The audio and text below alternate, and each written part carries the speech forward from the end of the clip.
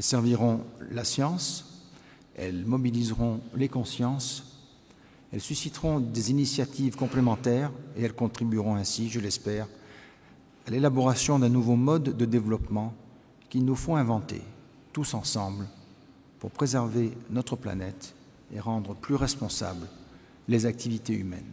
Réconcilier l'humanité et la mer, tel est l'objectif des explorations de Monaco. Avec cette campagne, la principauté renoue avec les expéditions scientifiques en mer. Une longue tradition sur le rocher, car en initiant ce projet, Son Altesse Sérénissime le Prince Albert II se place dans le sillage de son trisaïeul, le Prince Albert Ier. Explorateur passionné, un scientifique exigeant, il était l'un des fondateurs de l'océanographie moderne. Le prince souverain reprend donc son flambeau en relançant les explorations de Monaco qui débuteront début septembre pour une durée de 3 ans. Les zones d'études ont été retenues par le comité d'orientation scientifique dirigé par le professeur Patrick Rampal. Il a 3 missions essentielles.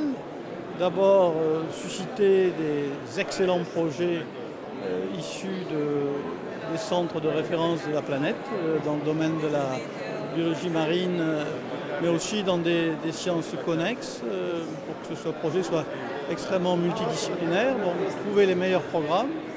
Ensuite, au sein de ces programmes qui nous seront proposés, essayer de sélectionner ceux qui correspondent le mieux à la plateforme que nous offrons, une plateforme de haute technologie, et à la course du bateau qui fera donc une navigation autour du monde en 3 ans avec des arrêts qui sont prédéterminés, et ensuite de faire connaître, de diffuser notre information et de suivre les programmes tout au long de la navigation. C'est à bord du Yersin que les chercheurs du monde entier vont se succéder jusqu'en mai 2020. Une véritable plateforme de recherche itinérante qui va permettre de mettre en exergue les résultats des scientifiques, mobiliser les consciences et susciter des initiatives supplémentaires. Il y a un canevas de 3 axes.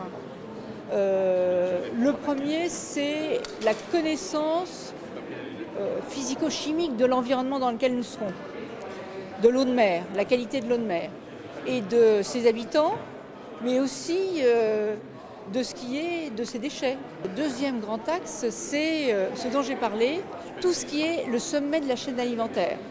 Les mammifères marins, les baleines, les requins, c'est un peu l'équivalent des éléphants, de ce qu'il y a sur les derniers Mohicans, quoi. Et puis les poissons. Et le troisième, c'est, nous connaissons les coraux, et ça c'est vrai que le centre scientifique de Monaco connaît bien les coraux. Et bien justement, profitons de cette connaissance des coraux pour aller voir d'autres types de coraux, ceux qu'on ne voit pas justement quand on est à pied, ceux qu'on ne voit pas quand on est simplement en bateau, ceux qui sont sous la mer avec les monts sous-marins et donc les coraux profonds. Vous l'aurez compris, tous ces résultats nous permettront d'en savoir plus sur notre écosystème marin qui se montre de plus en plus fragile et menacé. Ils viendront également compléter d'autres études réalisées par différents organismes.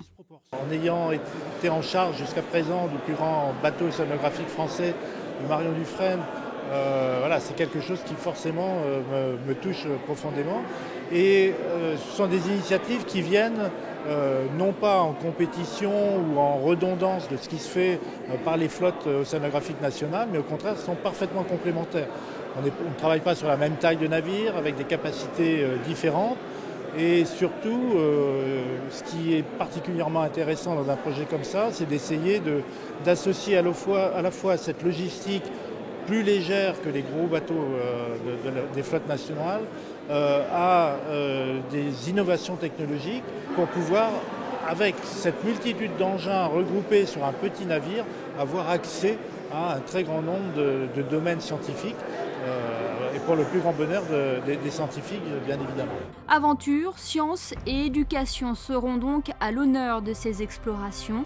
En juin prochain, le prince souverain sera présent aux Nations Unies à New York dans le cadre de la présentation de la politique de Monaco en faveur de l'ODD 14.